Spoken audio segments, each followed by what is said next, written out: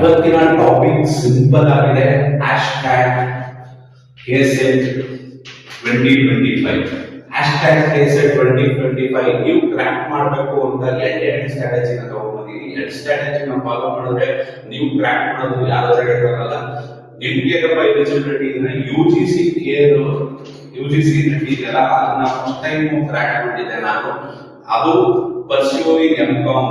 ಅದಕ್ಕೋಸ್ಕರ ಅವಾಗ ನಾನು ಈ ಎರಡು ಸ್ಟ್ರಾಟಜಿನ ಫಾಲೋ ಮಾಡಿದ್ದೀನಿ. ಯಾವಪ್ಪ ಎರಡು ಸ್ಟ್ರಾಟಜಿ ಅಂದ್ರೆ, ಪಾಸ್ಟ್ 7 years ಕ್ವಶನ್ ಪೇಪರ್ ನ ತಗೊಳ್ಳಿ, UGC ನೆಟ್ ಮತ್ತೆ KSET ಕ್ವಶನ್ ಪೇಪರ್ ಗಳನ್ನ, UGC ನೆಟ್ ಮತ್ತೆ KSET ಕ್ವಶನ್ ಪೇಪರ್ ಪಾಸ್ಟ್ ಮಾಡಿದ್ರು.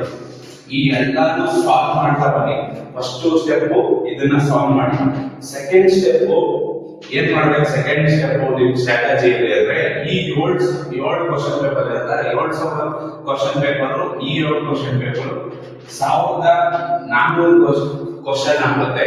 1,400 ಮಲ್ಟಿಪ್ಲೈ ಬೈ 4 ಕಾನ್ಸೆಪ್ಟ್. ಈಗ for example A B C D option ಇರುತ್ತೆ.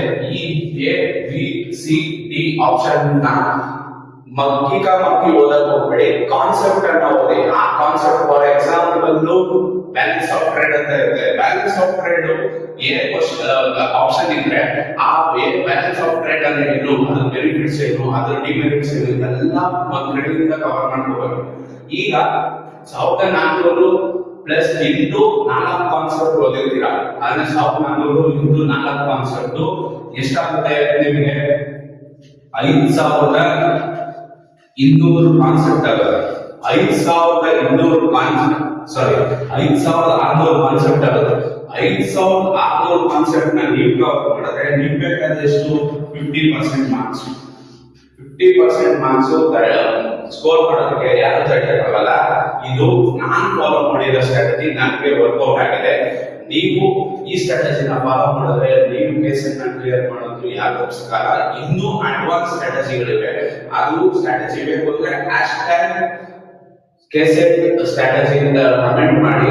ನಾನು ಸ್ಟ್ರಾಟಜಿ ವಿಡಿಯೋನ ಮಾಡೋದಕ್ಕೆ ಟ್ರೈ ಮಾಡ್ತೀನಿ. ಧನ್ಯವಾದಗಳು. ವಿಡಿಯೋ ನೋಡಿದ್ದಕ್ಕೆ ಸಬ್ಸ್ಕ್ರೈಬ್ ಮಾಡ್ಕೊಳ್ಳೋಕೆ ನಿಮ್ಮ ಫ್ರೆಂಡ್ಗೆ ಯಾರು KSET ಬರೀತಾ ಇದ್ದಾರೆ